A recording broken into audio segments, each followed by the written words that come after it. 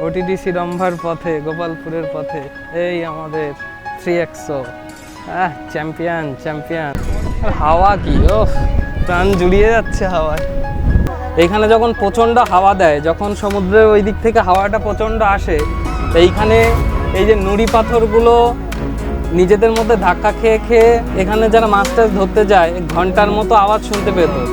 সেখান থেকে এটার নাম হয়েছে ঘণ্টশিলা আইল্যান্ড। আমাদের তো সমস্ত ক্লান্তি দূর হয়ে গেছে এই বোটিংটা করে।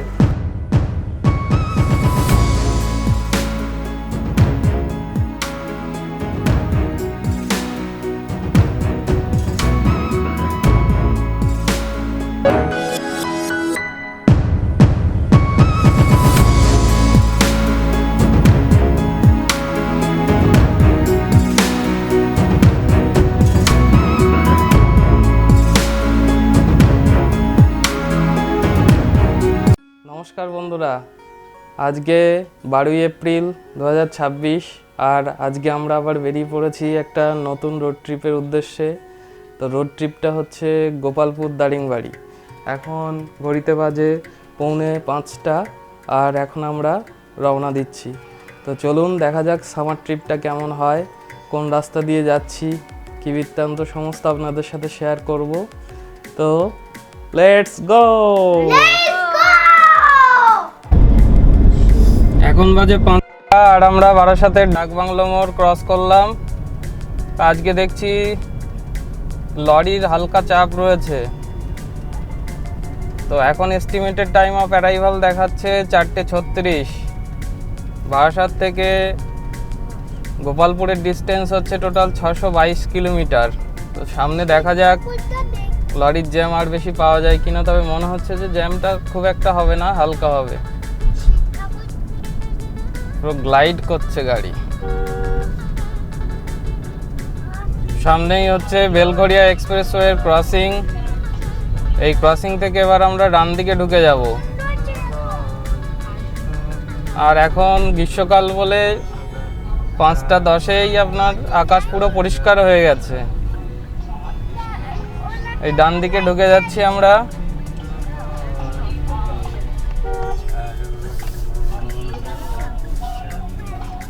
এই বেলঘরিয়া এক্সপ্রেসওয়ে ঢুকে গেলাম। এবার এইখান থেকে আমাদের যেতে হবে দক্ষিণেশ্বর অবধি এই রাস্তা দিয়ে। তারপর ওখান থেকে আমরা বাঁ দিকে নিবেদিতা সেতুর ওইদিকে টোলটা নিয়ে নেব। ফ্লাইওভারের কাজ এখনও শেষ হয়নি, কাজ এখনও চলছে। প্রায় 6 মাস আগে এখানে এরকমই অবস্থা ছিল। কাজ খুবই ধীর গতিতে চলছে, এখনও শেষ হতে যা বোঝা যাচ্ছে এখনও বছর দেড়েক তো মিনিমাম লাগবে। তবে এই সার্ভিস রোডের যা কোয়ালিটি, এটাও খারাপ না খুব একটা। 2-3টে গাড়ি পাশাপাশি যেতে পারবে, এতটাই চওড়া। সুতরাং অসুবিধা কিছু নেই, এই রোডটা এফেল করতেই পারেন। ওই সোজা চলে গেলে চলে যাব দক্ষিণেশ্বর, আর আমরা এই বাঁ দিকে বেঁকে যাচ্ছি। বাঁ দিকে বেঁকে আমরা নিবেদিতা সেতু টোল এখান দিয়ে চলে যাব। আর সোজা কেউ গেলেও যেতে পারে, সেটা বালি ব্রিজের ওপর দিয়ে তাহলে যেতে হবে।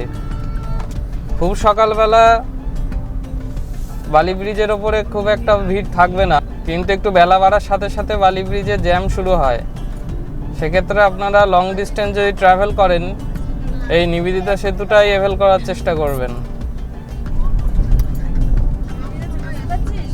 এই যে ডান দিকে দেখা যাচ্ছে মা ভবতারিণী মন্দির। জয় মা ভবতারিণী, জয় মা। এখন বাজে ঘড়িতে 5:30 আর আমরা এখন নিবেদিতা সেতু পেরোচ্ছি। এখনো 600 কিলোমিটার এখান থেকে। Estimated time of arrival 4:36। Long way to go. তো আমরা যে পথ দিয়ে যাব পথটা একটু বলে দিই। আমরা যাব চেন্নাই রোড ধরে, সামনে ডাইভারশন থেকে দিল্লি রোড আর চেন্নাই রোড ভাগ হয়ে যাচ্ছে। ওখান থেকে আমরা বাঁ দিকটা নিয়ে নেব, নিয়ে কোলাঘাট হয়ে খড়গপুর আমরা ঢুকবো না। খড়গপুর যে দিক দিয়ে যাচ্ছে সেই বাঁ দিকে না ঢুকে আমরা সোজা বেরিয়ে যাব। পুরো রাস্তাটাই দেখাবো আপনারা, কোথায় কোন টার্নে কোন দিকে যেতে হবে। তো দেখতে থাকুন। আর টোলের ব্যাপারে বলে দিই, এখান থেকে আপনার পুরো গোপালপুর যেতে পুরো 1200 টাকার টোল লাগবে।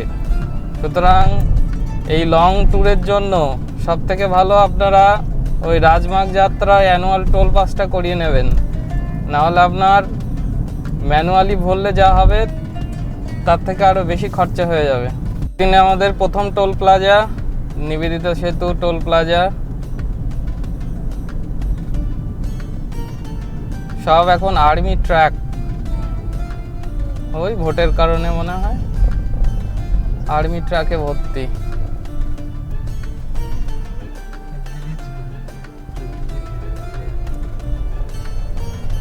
এই হচ্ছে সেই টার্নিং পয়েন্ট। এইখান থেকে দেখুন, ভালো করে লক্ষ্য করুন, ওই যে ট্রাকগুলো ডান দিকে যাচ্ছে বেশি, ওই ডান দিকে যদি চলে যায় তাহলে ওইটা হচ্ছে দিল্লি রোড ডান দিক দিয়ে, আর এই বাঁ দিক দিয়ে আমরা চলে যাচ্ছি, এটা হচ্ছে মুম্বাই রোড, চেন্নাই রোড, সব এই দিকে। আপাতত মুম্বাই রোড চেন্নাই রোড এখন একই চলবে এরকম, পরে গিয়ে আবার ভাগ হবে মুম্বাই আর চেন্নাই রোড। ওই যে দেখুন খড়গপুর 111, মুম্বাই 1973। আর ডিজেল গাড়িতে তো কিছু মানে বোঝাই যাচ্ছে না, ইনক্লিনেশন কিচ্ছু, গ্লাইড করছে গাড়ি, নিজেই উঠে যাচ্ছে, প্যাডেল ট্যাপই করতে হচ্ছে না, এরকম ব্যাপার। আর্মি ট্রাকে ছড়াছড়ি।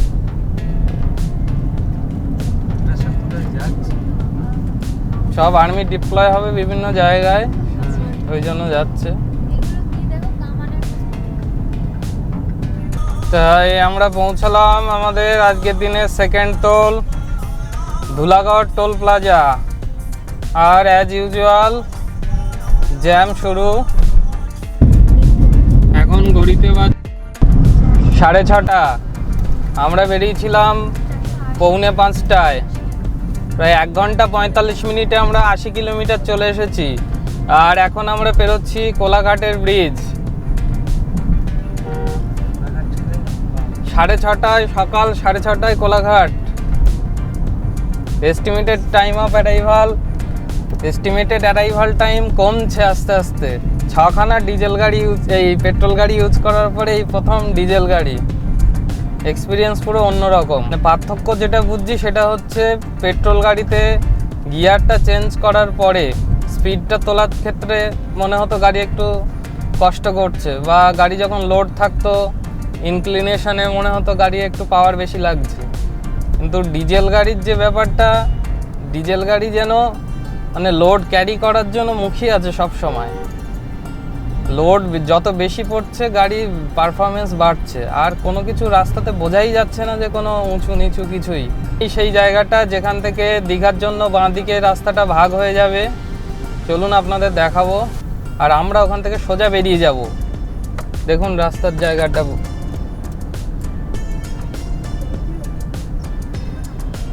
ওই যে দেখুন সামনে বাঁ দিকটা খেয়াল রাখবেন, ওই যে লরি ফরিগুলো ঢুকে যাচ্ছে, আর এখানে সাইনবোর্ডও দেওয়া আছে দেখুন ভালো করে। ওই যে বাঁ দিকে হলদিয়া বলে দেখাচ্ছে, আর সোজা খড়গপুর। আমরা সোজা চলে যাচ্ছি। আর যারা দীঘা যাবেন এই বাঁ দিকে ঢুকে যাবেন, ওদিকে এই দীঘা হলদিয়া, আর আমরা বেরিয়ে যাব সোজা। এটা হচ্ছে ডেবরা টোল প্লাজা।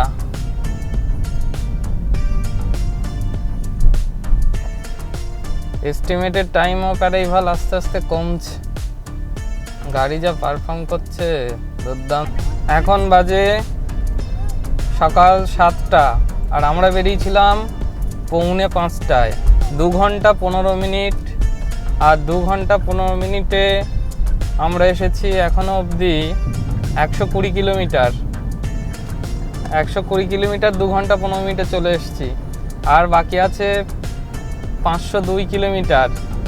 তো পথ এখনো অনেক বাকি, তবুও 622 থেকে 502 হয়ে গেছে, সেটাই বা কম কি। আর যে গাড়িটা ইউজ করছি এটা আপনারা জেনে গেছেন already, XUV 3XO MX3 variant diesel. Diesel হচ্ছে সব থেকে বেস্ট হাইওয়ে ক্রুজার। হাইওয়েতে চালিয়ে মজাই আলাদা। এখনই গাড়ি ফুল লোড এবং ফুল এসিতে চলছে গাড়ি। এখনই মাইলেজ দেখাচ্ছে 19 কিমি পার লিটার। তাও তো এখনও সেই স্ট্রেচটা আসেনি যেখানে একরকম স্পিডে যাওয়া যাবে। এখনও লরির জ্যাম, বারবার স্পিড কমাতে বাড়াতে হচ্ছে। দেখি সামনে কোথায় ব্রেকফাস্ট করা যায়। আর এই গাড়িতে ক্রুজ কন্ট্রোল, অনেক দিন পরে ক্রুজ কন্ট্রোল পেয়েছি। অনেক দিন পরে বলতেই ফার্স্ট টাইম ক্রুজ কন্ট্রোল পেয়েছি। মজাই আলাদা। 30 কিলোমিটার পার আওয়ার স্পিড সব থেকে আদর্শ স্পিড ক্রুজ করার জন্য। তো এই রাস্তায় যখন ফাঁকা পাওয়া যাচ্ছে তখন 80-তে ক্রুজ দিয়ে মনে হচ্ছে যেন গাড়ি খুব আস্তে আস্তে যাচ্ছে, মানে এরকমই ফিল। তো 100-এ ক্রুজ করলে একদম ঠিকঠাক এই গাড়ির ক্ষেত্রে। আর রাস্তাটা দেখুন, রাস্তার কন্ডিশন, তাহলে বুঝতে পারবেন। এই দেখুন,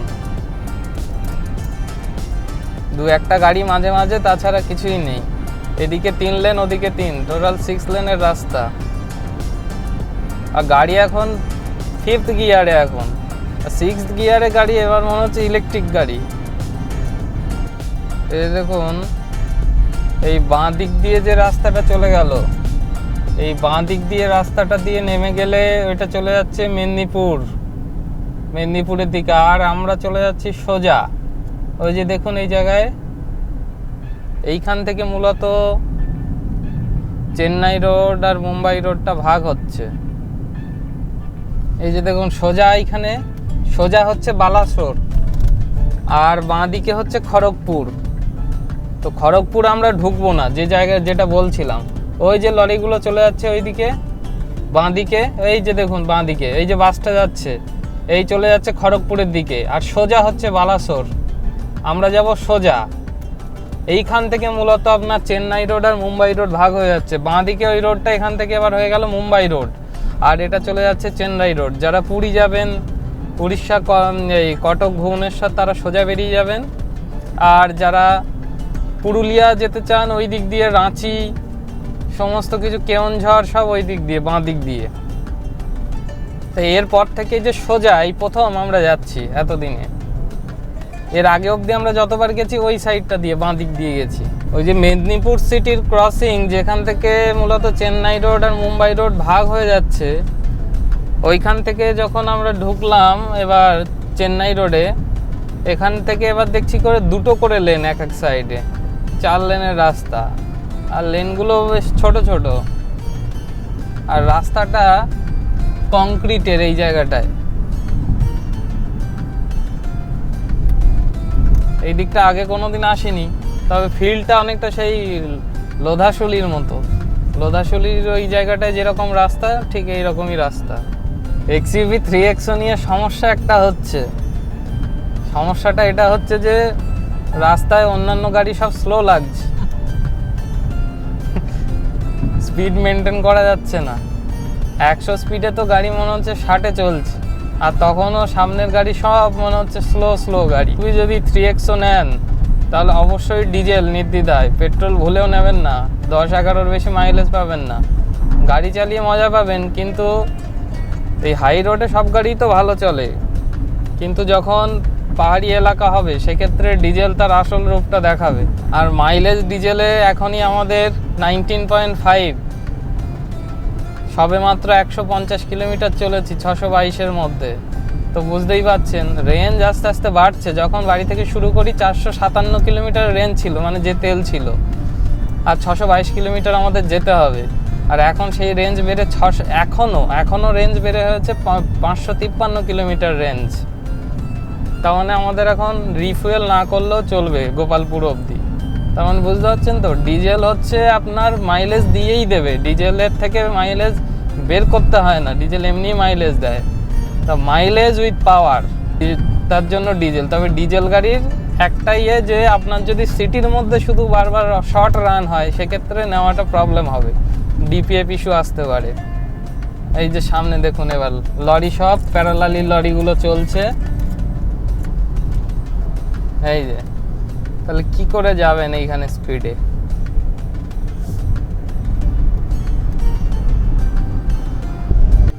4 নম্বর টোল প্লাজা পার হলাম। এটা হচ্ছে খড়গপুর বালেশ্বর টোল প্লাজা। এখান থেকে বালাসোর আর 111 কিলোমিটার, বেলদা 21 কিলোমিটার। বেলদার পরই আপনার মোটামুটি উড়িষ্যার বর্ডার এরিয়া পড়ে যাবে। এই যে দেখুন এখানে রাস্তাটা দেখুন কি পরিমাণ চওড়া, পুরো রানওয়ের মতো না? এটা হচ্ছে সত্যি সত্যি রানওয়ে। এটা হচ্ছে যুদ্ধকালীন পরিস্থিতিতে কখনো প্রয়োজন হলে এখানে বিমান ল্যান্ডিং করানো যাবে, সেই জন্য এখানে এরকম ভাবে তৈরি করা। দেখুন পুরো জায়গাটা দেখুন কতটা চওড়া। ওই মাঝখানে যে ডিভাইডারগুলো হালকা বালির বস্তা টস্তা দেওয়া আছে, সেই সময় এইগুলো মুহূর্তের মধ্যে সরিয়ে দেবে। দুর্দান্ত। আমাদের গাড়িও যাচ্ছে প্লেনের মতো। আর 452 কিলোমিটার বাকি, 4:08 অ্যারাইভাল টাইম দেখাচ্ছে। তবে 8টা বাজতে যাচ্ছে। এবার আমরা একটু ব্রেকফাস্ট করবার জন্য বিভিন্ন জায়গার দিকে লক্ষ্য রাখছি, কোথায় কি রেস্টুরেন্ট পাওয়া যায়। আমরা চলে এসেছি এখন জলেশ্বরের কাছে।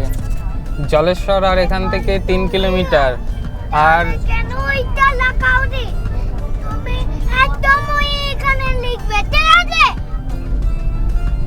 আমরা জলেশ্বরের কাছে চলে এসেছি। জলেশ্বর এখান থেকে আর 2 কিলোমিটার। আর এখান থেকেই শুরু হচ্ছে মূলত উড়িষ্যা। আর উড়িষ্যার পারাদ্বীপ এখান থেকে 212 কিলোমিটার। তো ওয়েস্ট বেঙ্গল শেষ হয়ে গেল আর উড়িষ্যা শুরু হলো। আর আজকের দিনে আমাদের 5ম টোল আমরা পেরিয়ে আসলাম। এখন এই 8:30 বাজে আর আমরা 210 কিলোমিটার আসার পরে উড়িষ্যায় ঢুকে গেছি। এখন এই একটা রেস্টুরেন্ট মতো পেয়েছি, এখানে ব্রেকফাস্টের জন্য দাঁড়ালাম। আর এই হচ্ছে আমাদের 3XO। ফাটাফাটি লাগছে। এই হচ্ছে ওম সাইরাম টিফিন ডিলাইট। তো চলুন গিয়ে দেখা যাক কি কি পাওয়া যাচ্ছে, খাবার টাবার কেমন, তারপরে তার রিভিউ দিচ্ছি। চলুন। এই আমরা ব্রেকফাস্ট করছি, ইডলি আর ধোসা। উড়িষ্যায় ঢুকে গেছি, সাউথের দিকে যাচ্ছি, এবার শুধু ইডলি ধোসা চলবে। এই যে টিনটিন, ইডলি ধোসা ভালো লাগছে। আর ওই যে আমাদের গাড়িটা ওইখানে পার্কিং করে রাখা আছে। আর এই ভিতরে একটা এই জায়গাটা আছে এসি, কিন্তু পুরো লোকজন ভর্তি, সেই জন্য আমরা এখানে বাইরেটা বসেছি। এখানটাও বেশ, এখন সকাল তো, এখন অতটা গরম নেই, খুব একটা অসুবিধা হচ্ছে না।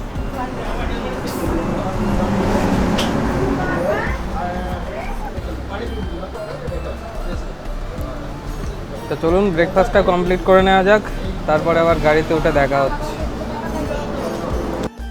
দেখেছেন এইগুলো হচ্ছে সব স্পিড ক্যামেরা। সুতরাং পুরীর রাস্তায়, ভুবনেশ্বরের রাস্তায় যখন গাড়ি চালাবেন খুব সাবধানে। এখানে স্পিড লিমিট 80, স্পিড লিমিট কিন্তু একদম ঠিকঠাক মেনটেন করবেন, না হলে পুরী পৌঁছাতে পৌঁছাতে অনলাইনে যে কতগুলো কেস খাবেন তার ঠিক নেই। আর এখনও অবধি রাস্তায় ডবল লেনের, অ্যারাইভাল টাইম দেখাচ্ছে 5 PM আর 400 কিলোমিটার এখনও ডিস্টেন্স ট্রাভেল করতে হবে। অর্থাৎ আমরা 222 কিলোমিটার চলে এসেছি অলরেডি, 1/3 চলে এসেছি। বেরিয়েছিলাম 5:05। আমরা ব্রেকফাস্টের জন্য আমরা ওখানে 40 মিনিট মতো টাইম গেছে।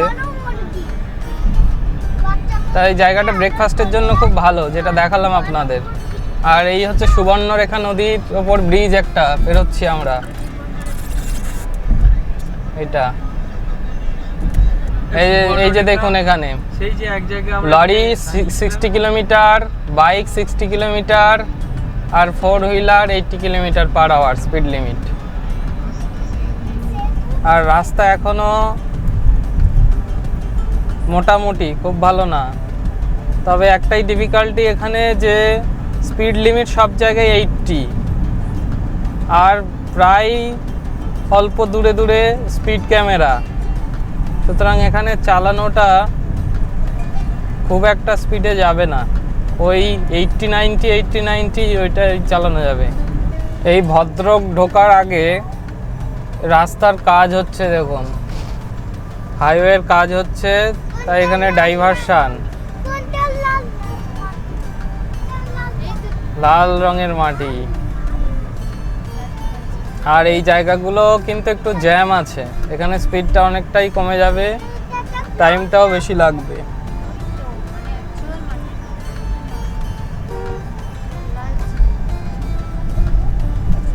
তবে একটা ব্যাপার যেটা লক্ষ্য করলাম,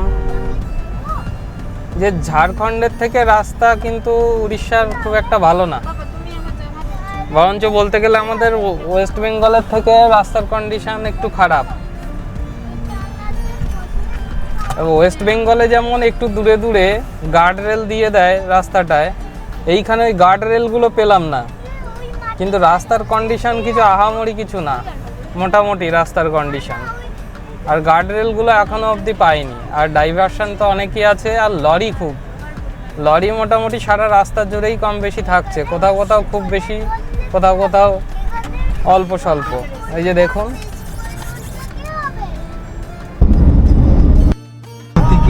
আমরা এখন ভদ্রক সিটিতে ঢুকে গেছি। এটা হচ্ছে ভদ্রক, টোটাল 330 কিলোমিটার কলকাতা থেকে এসে গেছি। বেরিয়েছিলাম আমরা 5:15, আর এখন হচ্ছে 11:15, টোটাল 6 ঘন্টা। 6 ঘন্টায় 350, প্রায় 330 কিলোমিটার চলে এসেছি। আর 296 কিলোমিটার রাস্তা, কমতে কমতে 300-র কমে চলে এসেছে। আর গাড়ি তো যা পারফর্ম করছে, একদম ফ্যান্টাস্টিক। আর আপনার গোপালপুর ঢোকার আগে 45 কিলোমিটার আগে পরে হচ্ছে রম্ভায় ওটিডিসি যে পান্থনিবাস আছে, সেখান থেকে আপনার চিল্কায় বোটিংয়ের একটা ব্যবস্থা রয়েছে। তা আমরা আজকে দেখি, এখন এস্টিমেটেড টাইম 4:25 দেখাচ্ছে, যদি আমরা 5টার মধ্যে পৌঁছাই, এস্টিমেটেড দেখায়, তাহলে রম্ভা 4টার মধ্যে পৌঁছে যাবো। 4টার মধ্যে রম্ভা ঢুকতে পারলে বোটিংটা আমরা আজকেই করব চিল্কায়। ওই যে সামনে দেখুন ভদ্রক সিটি বাঁ দিকে ঢুকে যাচ্ছে।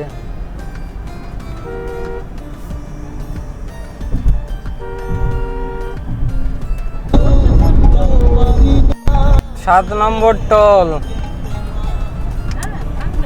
আজকের দিনে আমাদের এটা 7 নম্বর টোল।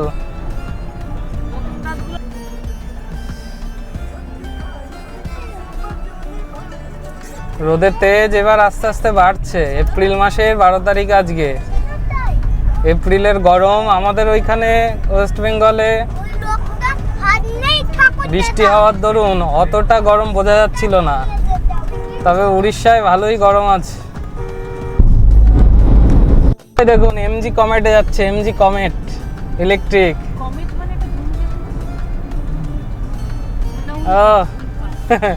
দারুণ, শহরের মধ্যে চলার জন্য এইরকম গাড়ি একটা লাগবে, 4 জন বসতে পারবে। এ হচ্ছে ন্যানোর নতুন সংস্করণ আর কি, মরিস গ্যারেজের। আর এদিকে পাহাড়ের দেখা হালকা পাওয়া গেছে, দেখতে পাচ্ছেন কিনা জানি না।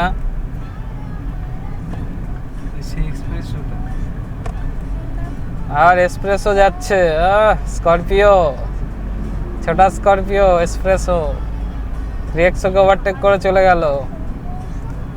আর 238 কিলোমিটার বাকি আছে, রাস্তা তো সাই সাই করে কমে যাচ্ছে।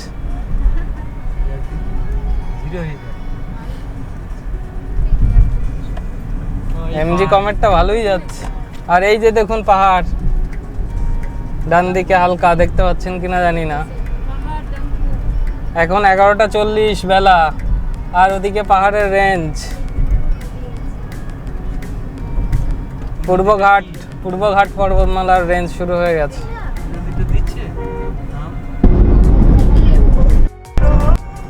আর আমরা ভুবনেশ্বর প্রায় চলে এসেছি। ওই যে দেখছেন ভুবনেশ্বর আর 62 কিলোমিটার, মাত্র 62 কিলোমিটার। এখন আমাদের সামনে লক্ষ্য বিশাখাপত্তনম 479। এটাও তো খুব কম মনে হচ্ছে।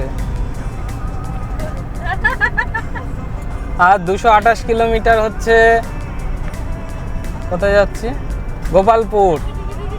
গোপালপুর আর 228 কিলোমিটার মাত্র।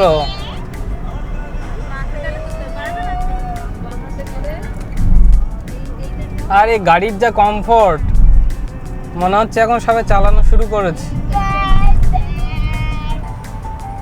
গাড়ির মধ্যে তো এসির মধ্যে আছি আমরা, বাইরে টেম্পারেচার এখানেই দেখাচ্ছে ইনস্ট্রুমেন্ট ক্লাস্টারে, টেম্পারেচার মিটারে 36 ডিগ্রি সেলসিয়াস বাইরে। এবার নেমে কীরকম হালকাটা লাগে দেখা যাক। ওই যে ব্রহ্মপুর 224, ওই ব্রহ্মপুর স্টেশনে নামতে হয় যারা ট্রেনে করে আসে দারিংবাড়ি বা গোপালপুরের জন্য।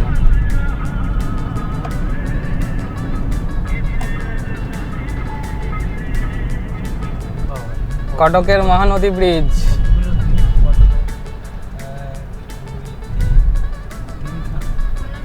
আর এখন বাজে 12টা 27, আর আমরা কটক ঢুকে গেলাম।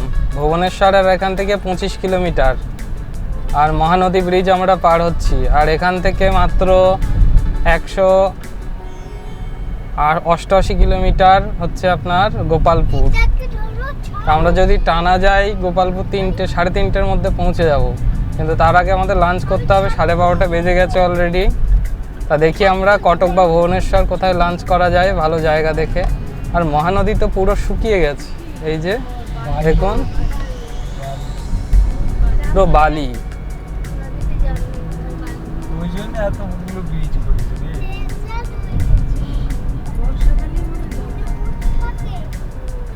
আর বাইরে ভালোই গরম, বিশাল গরম।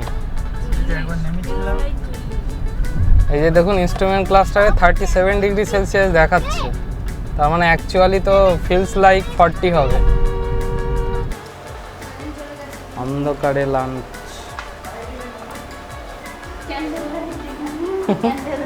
Candle light lunch. আমরা এখন আছি ভুবনেশ্বরে। ভুবনেশ্বরে ওই বেলা 1:30টার দিকে পৌঁছেছি। আর এখানে এখন লাঞ্চ হচ্ছে। একটা রেস্টুরেন্টে ঢুকলাম, মোটামুটি খাওয়া দাওয়া ভালোই, 130 টাকা করে ভেজ থালি। সবাই ভেজ থালি খাচ্ছে। আর বাইরে যা গরম, সাংঘাতিক গরম। দেখাচ্ছি বাইরেটা একবার। মানে তো মনে হচ্ছে যে গোপালপুরের বিচে যাওয়া যাবে নাকি, রুমেতেই শুয়ে থাকতে হবে বোঝা যাচ্ছে না এসি চালিয়ে, এত গরম। 40 ডিগ্রি টেম্পারেচার বাইরে। এই খাওয়া দাওয়া চলছে, খাওয়া দাওয়ার পরে তারপরে আবার স্টার্ট করা হবে। চলুন বাইরেটা দেখিয়ে আসি আপনাদের কীরকম অবস্থা। এই হচ্ছে রেস্টুরেন্টটা, এখানে নন এসি আর ভিতরটা এসি। আর বাইরে শুধু টেম্পারেচারটা দেখুন। ওই যে আমাদের গাড়িটা রাখা আছে ওখানে, ওই যে রয়্যাল ওক, ওই হোটেলের ঠিক উল্টো দিকে এই হোটেলটা। মানে যা গরম, মনে হচ্ছে এসির মধ্যে শুধু বসে থাকি। আপনারা আসলে ভুবনেশ্বর ঠিক ঢোকার আগেই 5-10 মিনিট আগেই এই হোটেলটা পাবেন। এখান থেকে খাবার দাবার খেতে পারেন, দুপুরে লাঞ্চটা করতে পারেন। এই দিকে কিন্তু হোটেল সেরকম ঘন ঘন পাবেন না, মোটামুটি ভালো দেখে যেটা পাবেন ঢুকে পড়বে। দেখুন ভিতরটা, এখানে নন এসি, আর এই ভিতরটা এখানটায় এসি আছে, এখানে এসি। দেখুন যারা পুরী যাবেন তারা এই বাঁ দিক দিয়ে বেঁকে যাবেন, যারা পুরী যেতে চান তারা এই বাঁ দিক দিয়ে বেঁকে যাবেন। এখান থেকে আর 68 কিলোমিটার পুরী, মানে আর ওই 1 ঘন্টা 15 মিনিটের মধ্যে পুরী পৌঁছে যাবেন ওই দিক দিয়ে চলে গেলে। আর আমরা এই সোজা চলে যাচ্ছি, যেহেতু আমরা এবার পুরী যাব না, আমরা যাচ্ছি গোপালপুরের দিকে, তাই সোজা এইদিকে বেরিয়ে গেলাম। তো পুরীর জন্য এই ডাইভারশনটা ছিল। লাঞ্চ করার পরে আমরা আবার স্টার্ট করেছি আর দেখুন এখান থেকে আর দেখাচ্ছে আমরা ওটিডিসি রম্ভা এইটা দিয়েছি, কারণ আমরা ওখানে ওই বোটিংটা আজকে ট্রাই করব, ওই জন্য দেখাচ্ছে 4:05 আড়াইভাল 133 কিলোমিটার। যেহেতু আমরা সকাল সকাল পৌঁছে যাচ্ছি, সুতরাং ওটা কমপ্লিট করে তারপরে গোপালপুরে যাব। এটা আমাদের আজকের যাত্রাপথে 8ম টোল।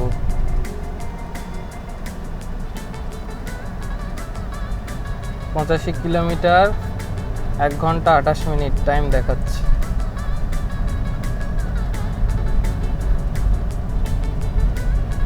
সব ঘুমন্ত, একজন জেগে আছে আজকে।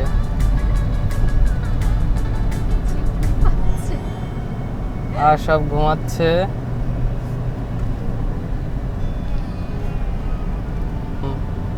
যে স্পিড ক্যামেরাগুলো বলছিলাম এখনো সমানে চলে যাচ্ছে। সেই ওয়েস্ট বেঙ্গল ছাড়ার পর যখন সেই উড়িষ্যা শুরু হয়েছিল, সেই থেকে শুরু হলো, ওই এখনো চলে যাচ্ছে। আরও আমরা অনেক জায়গায় গেছি, রাঁচি ওদিকে গেছি, মুম্বাই রোড দিয়ে কেওনঝড় ওদিকে গেছি, তারপরে শিলিগুড়ির দিকে, ওদিকে তো অনেকবারই যাওয়া হয়েছে, 4-5 বার। কোথাও এই এত পরিমাণে স্পিড ক্যামেরা দেখা যায়, যে পরিমাণে স্পিড ক্যামেরা এখানে রয়েছে। আর গাড়ির পারফরমেন্স তো দুর্দান্ত। 4th গিয়ারে চলছিল গাড়ি, এই যে 5th গিয়ারে দিলাম। এই ক্রুজ 89, এখানেও দেখুন একদম এক্স্যাক্ট স্পিডোমিটারে। এরর থাকে অন্যান্য গাড়িতে, এটা একদম এক্স্যাক্ট স্পিডোমিটার। যেটা বলছিলাম দেখুন আরপিএম মিটার 2000 আরপিএমে রয়েছে। তা আরপিএম ব্যান্ডে যদি গাড়িটা থাকে তখন যে কোনো গিয়ার থেকেই পুল করে নেবে। 1500 আরপিএমে পৌঁছানোর পরই গাড়ি রকেট।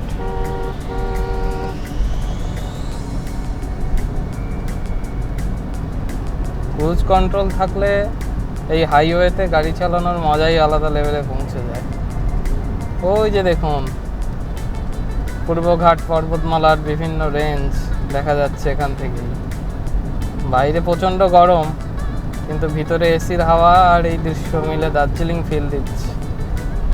যারা ভাইজাগ আরাকু নিজের গাড়িতে ঘুরতে চান, তারা প্রথমে গোপালপুরে এসে স্টে করবেন এবং তারপরের দিন ভাইজাগ যাবেন সহজেই। অনেকে আরাকু অব্দিও চলে যেতে পারে। আর রাস্তা ভুবনেশ্বর পেরোবার পর রাস্তা একদম দুর্দান্ত এবং ফাঁকা। দেখুন 3-6 লেনের রাস্তা, রাস্তার কন্ডিশন একদম ফাটাফাটি। এখন ঘড়িতে বাজে 3:12, আর আমরা রম্ভা ওটিডিসি রম্ভা থেকে আর মাত্র 30 কিলোমিটার দূরে। আর ওই 40 মিনিট মতো লাগবে। এইদিকে দেখুন একটা শর্ট 10 মিনিটের ব্রেক নেওয়া হচ্ছে। আর ওই দিক থেকে আমরা এলাম, ওইটা কলকাতার দিক, আর ওই দিকে আমরা যাচ্ছি। আর এই আমাদের গাড়ি দাঁড়িয়ে আছে। তবে যত আমরা সমুদ্রের দিকে যাচ্ছি তত আস্তে আস্তে মানে গরমটা, সেই গায়ে ছ্যাঁকা লাগা গরমটা কমছে। আর এই আমাদের গাড়ি দাঁড়িয়ে আছে ওটিডিসি রম্ভার পথে, গোপালপুরের পথে। এই আমাদের 3XO চ্যাম্পিয়ন। তো চলুন এগিয়ে যাওয়া যাক, আবার বোটিংয়ে গিয়ে দেখা হবে।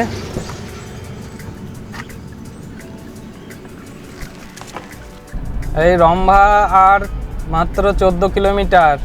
আর এই সামনে দেখুন পাহাড়, এখানে হয়তো একটা ঘাট সেকশন পড়বে। আর বিশাখাপত্তনম এখান থেকে আর 320 কিলোমিটার, একদম কাছে। পরের দিনই বিশাখাপত্তনম চলে যাওয়া যাবে। আর ওই দিকে দেখুন বাঁ দিকে চিলিকা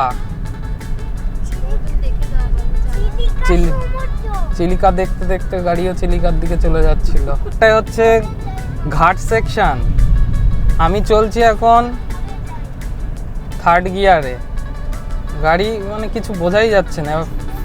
4th গিয়ার দিলাম, আর 4th গিয়ার হচ্ছে 3XO সব থেকে স্ট্রং।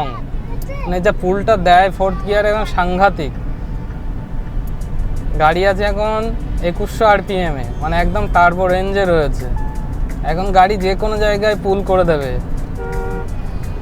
এই এত সুন্দর রাস্তা অথচ স্পিড লিমিট দিয়ে রেখেছে এখানে 80। মোটামুটি নতুন গাড়ি কিনে একটা লং ড্রাইভ না দিলে গাড়ির পুরো ক্যারেক্টার বোঝা যায় না। একদম দারুণ লাগছে, মনে হচ্ছে সবে শুরু করলাম গাড়ি চালানো। ওদিকে 600 কিলোমিটার প্রায় গাড়ি চালানো হয়ে গেছে, প্রায় 590 কিলোমিটার। সেই সকাল 4:45 থেকে চালাচ্ছি, এখনো কোনো রকম थकान महसूस नहीं हुआ। अभी तो पार्टी शुरू हुई है।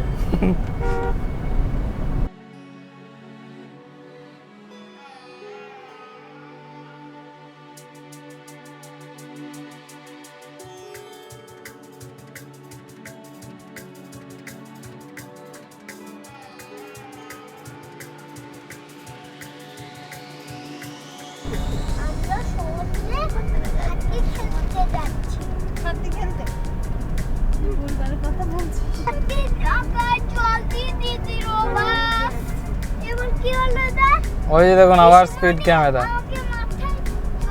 স্পিড ক্যামেরা তো পিছু ছাড়ছে না, সারা উড়িষ্যা যদি মনে স্পিড ক্যামেরা লাগিয়ে রেখেছে। এই যে রম্ভা এন্ড, রম্ভা বোটিংয়ে যাওয়ার জন্য এইখান থেকেই বাঁ দিকে ঢুকে যাবেন। এই যে রম্ভা প্যালেস বলে লেখা আছে, 1.5 কিলোমিটার। এই আর এই সোজা আমরা এসে আবার এই সোজা চলে যাব, এই যে ব্রহ্মপুর লেখা, সোজা সোজা গেলে হচ্ছে ব্রহ্মপুর। আর আমরা এখন এই বাঁ দিকে ঢুকে যাব।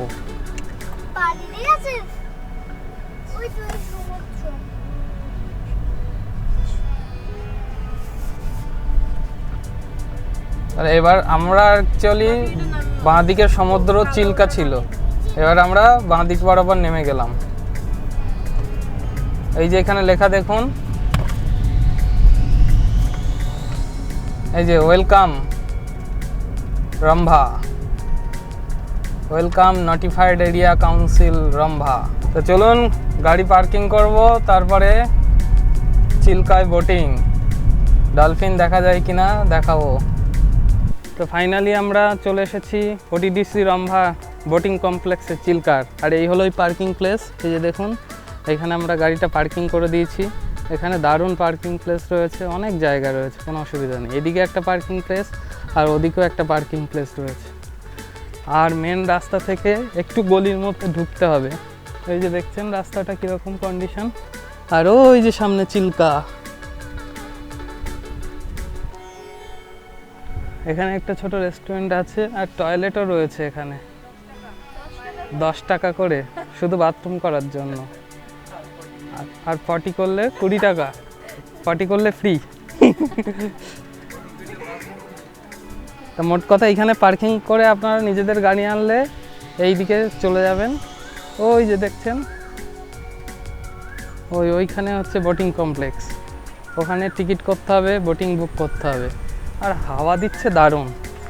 টেম্পারেচার যখন ভুবনেশ্বরে ছিলাম অসহনীয় লাগছিল, অথচ এখানে এসে যে সমুদ্র উপকূলবর্তী তো মানে বেশ হাওয়াটা ভালো লাগছে, আর অতটা গায়ে ছ্যাঁকা দিচ্ছে না। আর এই পাড় থেকে চিল্কার বোটিং কমপ্লেক্সে যেতে এই লম্বা একটা পথ। আর ওই যে গেটটা দেখছেন ওটা হচ্ছে আপনার ওটিডিসি পান্থনিবাসের গেট।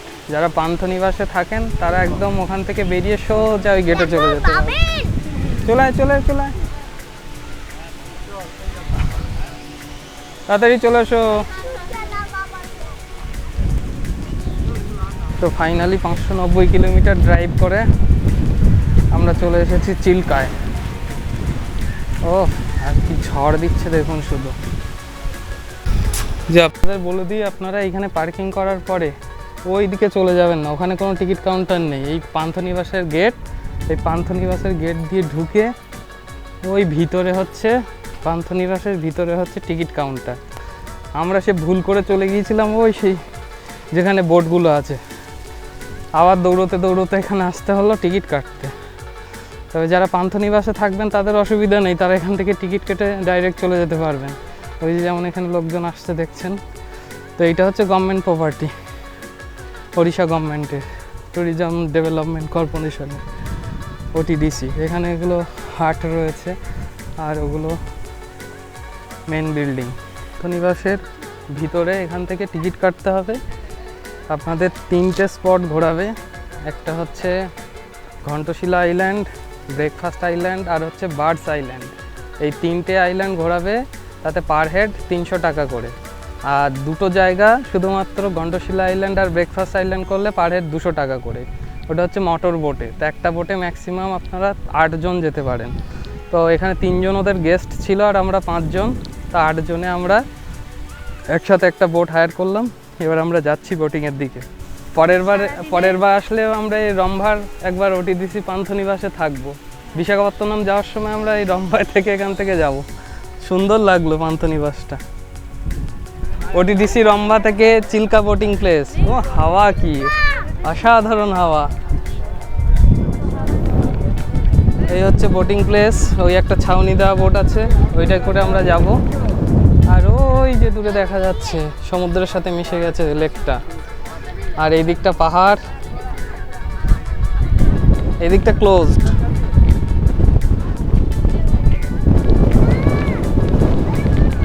আর হাওয়া কি, ও প্রাণ জুড়িয়ে যাচ্ছে হাওয়ায়। তো চলুন এবার বোটে ওঠা যাক। এই চিল্কায় বোটিং করছি আমরা। কত বড় এরিয়াটা দেখুন শুধু। আর ওই যে দেখা যাচ্ছে ওটা হচ্ছে ব্রেকফাস্ট আইল্যান্ড। ওখানে কোন আমলে কোন ইংরেজ নাকি ব্রেকফাস্ট করতে আসতো ওই আইল্যান্ডে বসে, তাই ওটার নাম হচ্ছে ব্রেকফাস্ট আইল্যান্ড।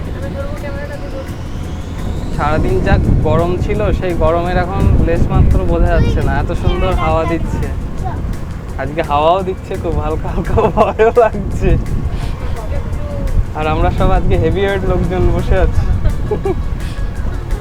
ওই দেখ বক দেখা যাচ্ছে, বক। দেখো আমার চশমা, দেখো সুন্দর।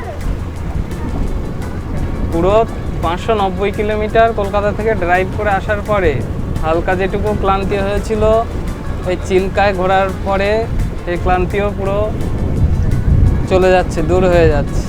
ওই যে দেখুন বকগুলো দেখা যাচ্ছে।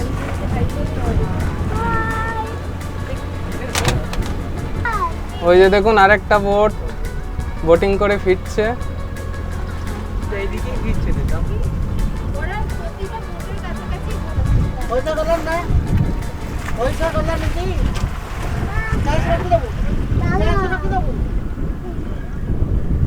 বকের মতো গুলো এরা বলছে সিগাল। এগুলো আজকে একটু হাওয়া আছে বলে দুলছে ভালোই, আমার তো ভয় লাগছে। মাইথন ড্যামে এত ঢেউ নেই, ওটা তো ড্যাম আর এ তো ন্যাচারাল লেক। হ্যাঁ, এটা শুটিং করছে এখানে এই লোকজন, এরা হচ্ছে শুটিং করছে, এমনিতে নামতে দেয় না এখানে। শুটিং এর জন্য শুধুমাত্র পারমিশন নিয়ে নামতে দেয়, কিন্তু এমনিতে নামতে দেয় না। আপনারা এখান থেকে দেখে নিন। আরে বোটের ভিতরে পুরো না তো এই হচ্ছে সেই বিখ্যাত ব্রেকফাস্ট আইল্যান্ড। আর ওইখান থেকে আমরা আসলাম এইটুকু জায়গায়। তা ব্রেকফাস্ট 2-3 জন করতে আর কত জায়গা লাগে?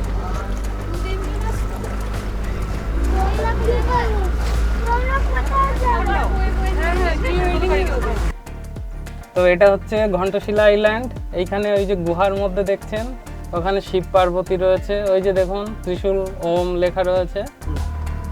ওই যে দেখছেন ব্রেকফাস্ট আইল্যান্ড, সিস্টেম নেই। ওর ঠিক উল্টো দিকে হচ্ছে এই ঘণ্টশিলা আইল্যান্ড। ব্রেকফাস্ট আইল্যান্ড আর এই ঘণ্টশিলা আইল্যান্ড। जरूरत तो होगा तो তা আপনাদের ঘণ্টশিলা আইল্যান্ডের নামটা এরকম কেন সেই সম্পর্কে বলি। এখানে যখন প্রচণ্ড হাওয়া দেয়, যখন সমুদ্রের ওই দিক থেকে হাওয়াটা প্রচণ্ড আসে, এইখানে এই যে নুড়ি পাথরগুলো নিজেদের মধ্যে ধাক্কা খেয়ে খেয়ে এখানে যারা মাছ টাছ ধরতে যায় ঘন্টার মতো আওয়াজ শুনতে পেত। সেখান থেকে এটার নাম হয়েছে ঘণ্টশিলা আইল্যান্ড। এদের তো সমস্ত ক্লান্তি দূর হয়ে গেছে এই বোটিংটা করে।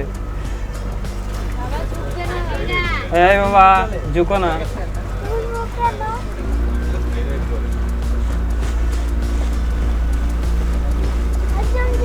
কে গো? ওইখানটা গেলে ঘুরে যেত।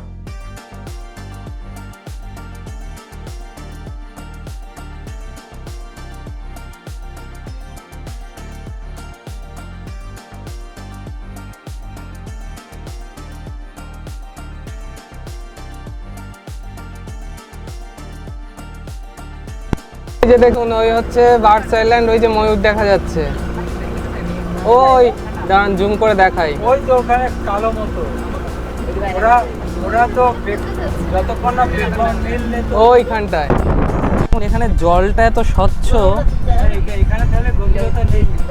জলটা এত স্বচ্ছ দেখুন, নিচে দেখা যাচ্ছে পুরো।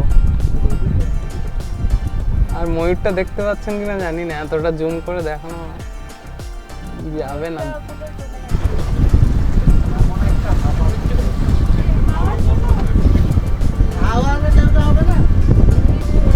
হয়ে গেল আমাদের বোটিং চিল্কা লেকে, রম্ভা চিল্কাতে। কেমন লাগলো সবাই বলো? দারুণ লেগেছে, দারুণ। গোপালপুরের দিকে যাব, পার্কিংয়ে গাড়িটা নেব, এবার গোপালপুর রিসর্টের দিকে এবার রওনা দেব। টাটা রম্ভা, দারুণ। আর এখন বাজে 6:09, আর মাত্র 22 কিলোমিটার, আধ ঘন্টা বাকি। আজকে পুরো পয়সা উসুল হয়ে গেছে পুরো ট্যুরটার। আপনারা যারা গাড়ি নিয়ে রোড ট্রিপ করতে চান গোপালপুর দারিংবাড়ি, তাদের জন্য কিছু কথা। আপনারা একটু সকাল সকাল অর্থাৎ ভোরবেলা বেরোন, 4টে থেকে 5টার মধ্যে বেরোন কলকাতা থেকে, তাহলে মোটামুটি এখন যা রাস্তা আপনারা 4টের মধ্যে পৌঁছে যাবেন রম্ভাতে। রম্ভাতে এসে এখানে ওটিডিসিতে থেকে ওদের যে পান্থনিবাসের রিসেপশন থেকে টিকিটটা পাওয়া যায় বোটিংয়ের, সেখান থেকে বোটিং থেকে টিকিটটা কেটে আপনারা বোটিংটা করে নিয়ে ওখানেই ওটিডিসি পান্থনিবাসে থাকতে পারেন যারা রম্ভায় থাকবেন, আর যারা গোপালপুরে থাকবেন তারপরে গোপালপুরে এখান থেকে ঘন্টাখানেকের পথ, ইজিলি চলে আসতে পারবেন সন্ধ্যের মধ্যে। এবার মেন রোড ছেড়ে আমরা এবারে বাঁ দিকে ঢুকে পড়লাম। আমাদের বাঁ দিক বরাবর তো যাচ্ছিল সমুদ্র, এবার আমরা বাঁ দিকে ঢুকে পড়লাম।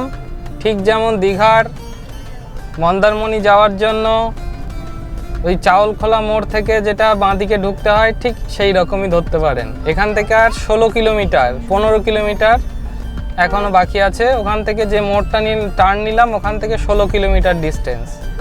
আর 16 কিলোমিটার গেলেই একদম গোপালপুর সি বিচের একদম কাছেই, মানে বিচ দেখা যায় হোটেল থেকে।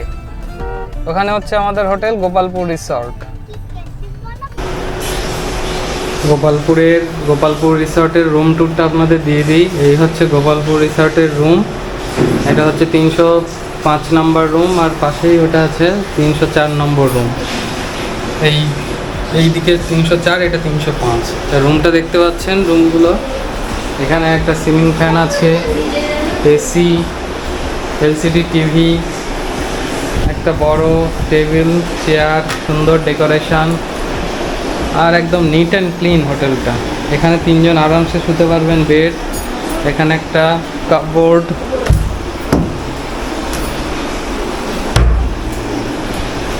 এখানে আয়না, আর এই হচ্ছে বাথরুম। বাথরুমে গিজার সবই আছে। তো রুম এক কথায় খুবই সুন্দর, কিন্তু আমি বলবো এই রুম মোটামুটি আপনার 1700-1800 এরকম রুম অন্যান্য জায়গায় পাওয়া যায়। এই গোপালপুরে আপনার কিন্তু রুম রেট অন্য জায়গার থেকে 700-800 টাকা এমনিই বেশি থাকে। এখানে 2000 টাকার নিচে আপনি পাবেন না বললেই চলে। তো ভালো রুম নিতে গেলে মোটামুটি 2000 টাকা বাজেট করে রাখুন। আমাদের এই রুমটা গোয়াইবিবো থেকে বুক করেছিলাম, এটা আপনার 2500 টাকা করে পড়েছে। তা চলুন এবার ফ্রেশ হওয়া যাক। সেই 4:45টায় বেরিয়েছিলাম, আর এখন বাজে 7:15। এবার ফ্রেশ হয়ে যদি সি বিচে যাই তারপরে তখন গিয়ে আবার দেখা হচ্ছে। টাটা করে দাও।